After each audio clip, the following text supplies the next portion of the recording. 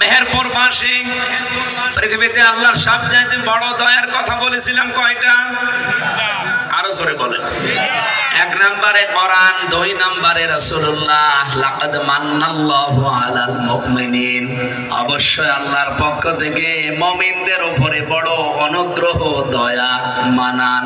তার নাম রাসূল। তার নাম কি? রাসূল। 3 নম্বরে আমাদের জন্য সবচাইতে বেশি আল্লাহর পক্ষ থেকে 3 নম্বরে দয়ার নাম হচ্ছে মা আর বাবা। এই 3টা দয়ার সাথে সঠিক ব্যবহার করার তৌফিক কামনা করছি, বলেন আমিন। এত পর্যন্ত যা শুনলেন এই আধা ঘন্টা, এর সামারাইজ হচ্ছে এইটা যে কোরআন যেখানে নেই সে যেই হোক, আমি আজকে সিদ্ধান্ত নিয়ে ফেলেছি আমি ওখানে আর থাকবো। বলেন বলেন আলহামদুলিল্লাহ। সেই কোরআন থেকে সূরা দোহা 7 নম্বর আয়াত পড়েছি। আমাদের আলোচনার বিষয় আমরা আগেই জানিয়েছি, হেদায়াত। নাম কি? আরো জোরে বলেন। এটা যে কত বড় গুরুত্বপূর্ণ একটা নিয়ামত।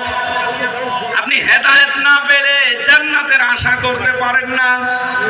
হেদায়েত মানব জীবনের জন্য সবচাইতে বড় জরুরি একটা বিষয়। এই পৃথিবীতে আল্লাহ কারো হাতে এটা দেননি, এমনকি রাসূলুল্লাহকেও আল্লাহ এটা দেননি। হেদায়েত দেওয়ার দায়িত্ব রাসূলুল্লাহর ছিল। বলেন বলেন। নিজের চাচা আবু তালিবকে দিতে পারতেন, কি কথা বলেন না কেন? নিজের চাচা আবু তালেবকে তিনি দিতে পারেননি। আবু জেহেল গ্রাম সম্পর্কের চাচা, তাকেও দিতে পারেননি। আপন চাচা আবু লাহাব, তাকেও দিতে পারেননি।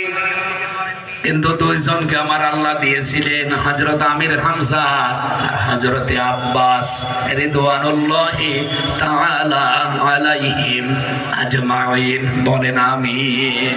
আমিন।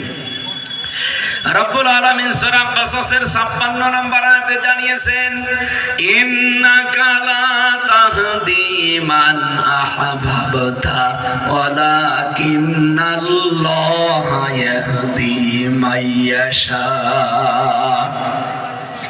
অবশ্যই আপনি যাকে ভালোবাসেন, পছন্দ করেন, তাকে হেদায়েত দিয়ে দেবেন না, বিষয়টা এমন না।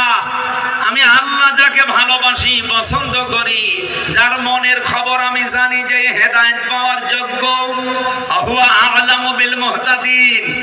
কে পাবে এটা আমি আল্লাহ ভালো জানি। তাহলে হেদায়েত পাবে কি হামজা জানে? বলেন বলেন। ফাইন্নামা আলাইকাল বালাগ ওয়া আলাইনাল হিসাব। আমার দায়িত্ব পৌঁছিয়ে দেওয়া, হিসাব নেওয়ার দায়িত্ব কার? আরো জোরে বলেন। লাস্তা আলাইহিম বিমুসাইতির। হে নবী, আপনাকে আমি দারোগা পুলিশ করে পাঠাইনি যে মানুষ পিটিয়ে হেদায়েত করবেন না। আপনার দায়িত্ব হক কথাগুলো সঠিকভাবে তুলে ধরা। বলিল হাক্কু মির রাব্বিকুম ফামান শাআ ফালিয়ুমিন ওয়া মান শাআ ফালিয়াকফুর। যার ইচ্ছা হয় সে কবুল করবে, যার ইচ্ছা হয় সে কুফরি করবে। তাহলে আমাদের দায়িত্ব শুধু হক কথা, হেদায়েতের কথাটা প্রচার করা। হেদায়েত দেবে কে? এ দায়িত্ব কার?